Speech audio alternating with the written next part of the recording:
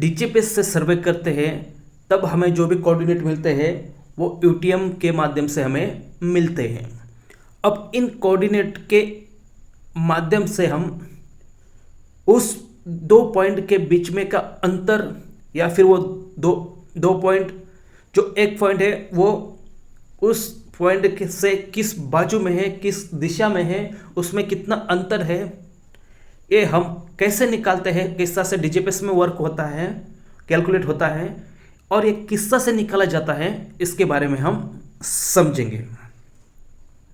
तो यहाँ पर देख सकते हैं आपको यहाँ पर पॉइंट ए दिया है और उसकी नॉर्थिंग के जो भी कोऑर्डिनेट है वो दिए हैं और ईस्टिंग के कोऑर्डिनेट दिए हैं। उसके बाद पॉइंट बी दिया हुआ है और नॉर्थिंग और ईस्टिंग के कोऑर्डिनेट दिए हैं। अब जो पहला पॉइंट है पॉइंट ए, उसके जो नॉर्थिंग कोऑर्डिनेट है हम उसको देंगे A1 नाम और दूसरा जो बी है उसके नॉर्थिंग के कोऑर्डिनेट को हम देंगे N2। अब N2 माइनस N1 करेंगे और जो भी उसका उत्तर आएगा हम उसे नोट कर लेंगे।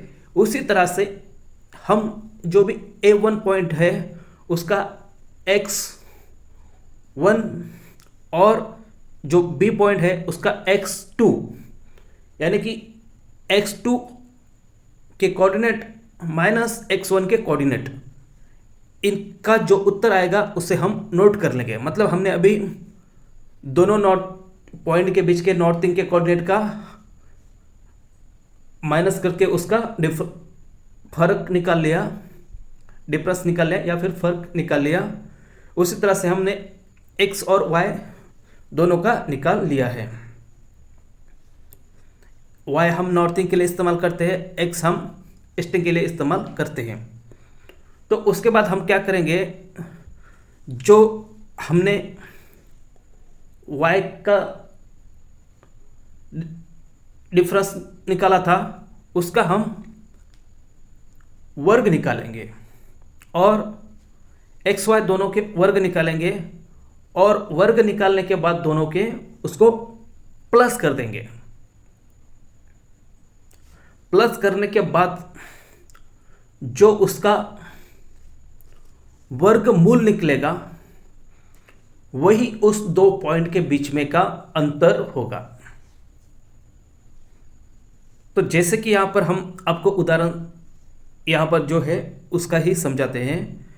तो यहाँ पर जो नॉर्थिंग के कोऑर्डिनेट थे उसमें फ़र्क आया था 15.500 m यानी कि 15.5 मीटर और ईस्टिंग का आया था 11.800 m यानी कि मीटर, यानी कि 11 मीटर और 800 मिलीमीटर।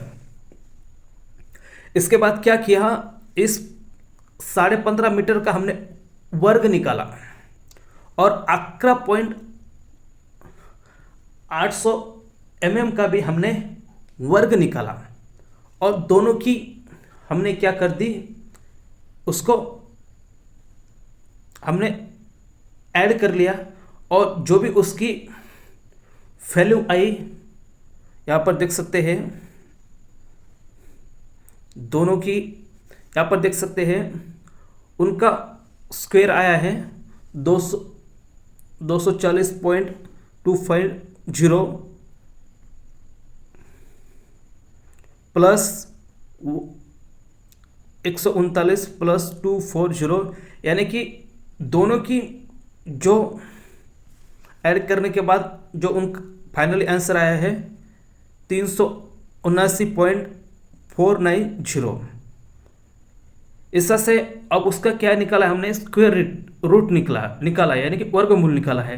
तो यहाँ पर आया है 19.480 यानी कि 19 मीटर और 480 मिलीमीटर।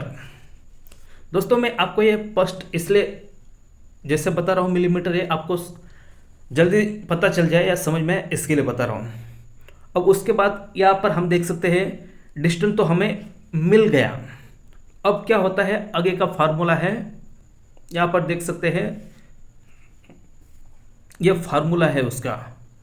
अब इस फार्मूला में हम क्या करेंगे, जब हमने नॉर्थिंग का और ईस्टिंग का फर्क निकाला था तो दोस्तों हमें यहाँ पर नॉर्थिंग का फ़र्क हमें कितना निकला था, तो यहाँ पर देख सकते हैं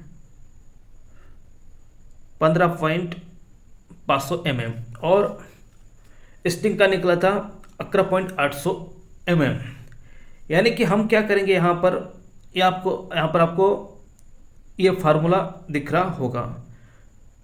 तो इससे हम क्या, जो भी हमारा कैलकुलेटर है उसमें ईस्टिंग और नॉर्थिंग की वैल्यू को यहाँ पर देख सकते हैं।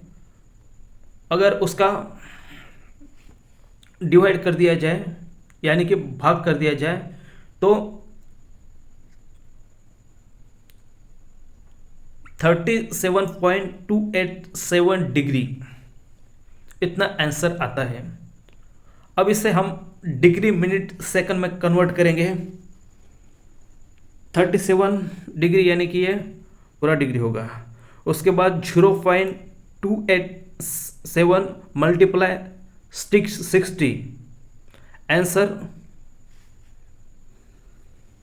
यहाँ पर देख सकते हैं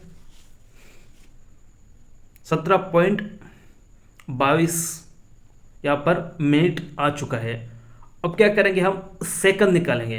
अब सेकंड निकालने के लिए हम 0.22